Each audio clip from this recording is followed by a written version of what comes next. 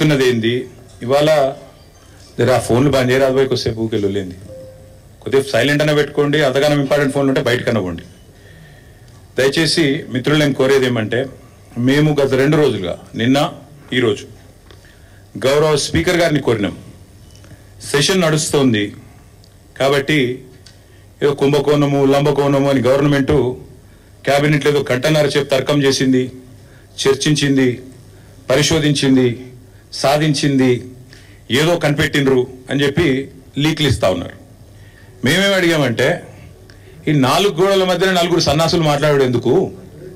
4 కోట్ల ప్రజల ముందు చర్చ పెడదాం దూద్ కా దూద్ పానీ కా పానీ అవుతుంది ఊకెళ్ళొల్లేంది బొబ్బేందని అడిగినాం కానీ ప్రభుత్వం ఎంత భయపడుతుందంటే ఇక్కడ వాళ్ళకు కూడా తెలుసు విషయం ఇందులో ఏం లేదు చేసేది లత్కోరు పని కాబట్టి సాటుమాటుకు చేయాలి తప్ప ఓపెన్గా చేస్తే ఇజ్జత్ పోతుంది అందుకే తప్పించుకోలేక మింగలేక కక్కలేక ఓపెన్గా ఇలానే అసెంబ్లీలో కూడా అడిగినా పెట్టు దమ్ముంటే చర్చ పెట్టు అసెంబ్లీలోని స్పీకర్ గారిని అడిగినా చర్చకు రారు నిన్న రేవంత్ రెడ్డికి ఉత్తరం రాసిన ఏదో కేసు పీస్ అంటున్నావు కదా పెట్టు చర్చ అసెంబ్లీలో దమ్ముందా అని అడిగిన పత్తలేదు రేపో లేకపోతే ఎల్లుండో ఆయనతో అసెంబ్లీ ఏదో నడిపించినట్టు చేసి తూతూ మంత్రంగా మైకులు వలిగేటట్టేదో సేమ్ సోది ఉపన్యాసాలు చెప్పి అవతల పడతారు తప్ప ఈ విషయం మీద చర్చించే దమ్ము ప్రభుత్వానికి లేదు అసలు ఫార్ములా ఈ ఏంది అసలు హైదరాబాద్ ఈ ప్రీ ఏంది అసలు జరిగింది ఏంది అందుకే అనివార్య పరిస్థితులు ఎందుకంటే ప్రభుత్వానికి ఏమో చర్చ ముందుకొచ్చే దమ్ము లేదు చర్చలో పాల్గొనే సత్తా లేదు ముఖ్యమంత్రికి చర్చలో పాల్గొని కళ్ళలో కళ్ళు పెట్టి చూసి ధైర్యంగా ఇది జరిగింది తప్పు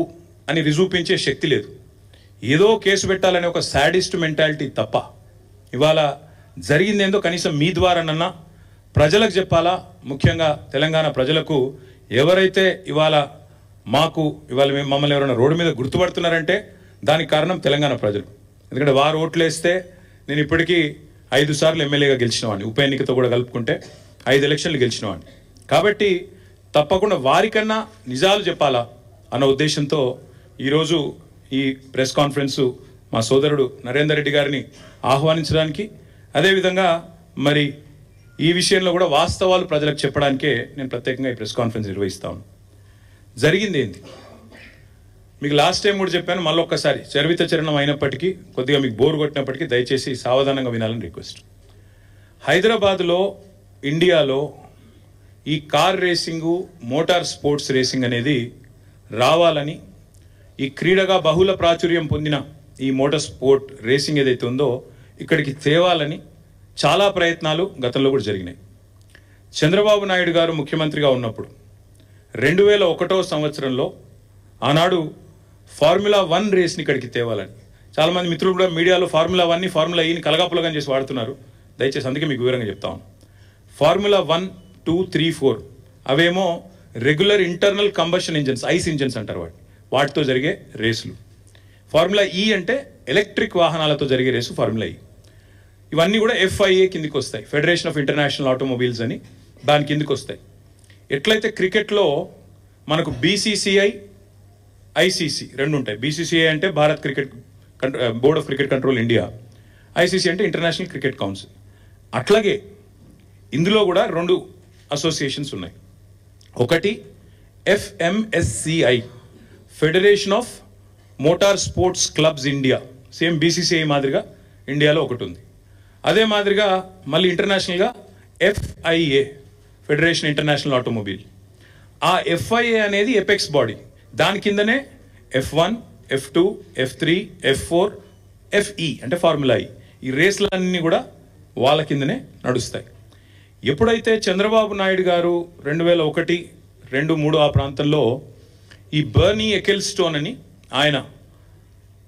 ఫార్ములా 1 యొక్క CEO ఆయనను కలిసి మీరు హైదరాబాద్కి రండి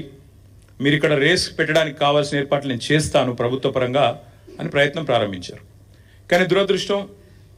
ఆ ప్రయత్నం ఫలవంతం కాలేదు ఫర్ వాట్ ఎవర్ రీజన్ అప్పటికి చంద్రబాబు నాయుడు గారు 2004లో ఓడిపోయారు అది కూడా ఒక కారణం కావచ్చు కానీ చంద్రబాబు నాయుడు గారు ఓడిపోక ముందే ఆయన ప్రభుత్వంలో ఉండంగానే ఇవాళ గోపన్పల్లి మనకిప్పుడు ఫైనాన్షియల్ డిస్ట్రిక్ట్ పక్కనే ఉన్న ప్రాంతం గోపన్పల్లి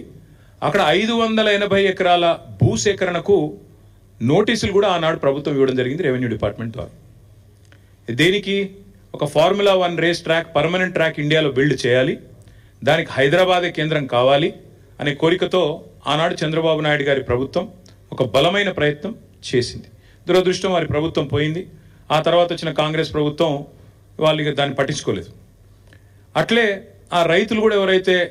ఆ గోపన్పల్లిలో భూసేకరణ నోటీసులు రిసీవ్ చేసుకున్న వాళ్ళు ఉన్నారో వారు అప్పటి నుంచి ఇప్పటివరకు న్యాయ పోరాటం చేస్తూనే ఉన్నారు.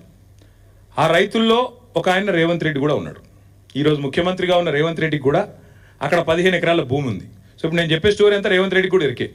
ఆయన గుంజుకున్నాడా లేకపోతే నిజంగానే రిజిస్టర్ చేసుకున్నాడా అది నాకు ఎరకలేదు. కానీ గోపనపల్లిలో భూమి ఉందని ఆయన అఫిడవిట్లో కూడా చూపెట్టిండు. ఎలక్షన్ అఫిడవిట్లో కూడా రేవంత్ రెడ్డి గారి ఎలక్షన్ అఫిడవిట్లో కూడా నాకు 15 ఎకరాల భూమి గోపనపల్లిలో ఎక్కడైతే ఫార్ములా 1 కోసం ఆనాటి అప్పటి తెలుగుదేశం ప్రభుత్వం భూసేకరణ నోటీసులు ఇచ్చిందో అందులో నాకు కూడా ఉన్నది అని చెప్పి రేవంత్ రెడ్డి గారు కూడా అఫిడవిట్లో ఎలక్షన్ అఫిడవిట్లో కూడా మొన్న 2023 ఎలక్షన్ అఫిడవిట్లో కూడా డిక్లేర్ చేశారు. తదనంతరం ప్రయత్నాలు జరిగినాయి దేశంలో.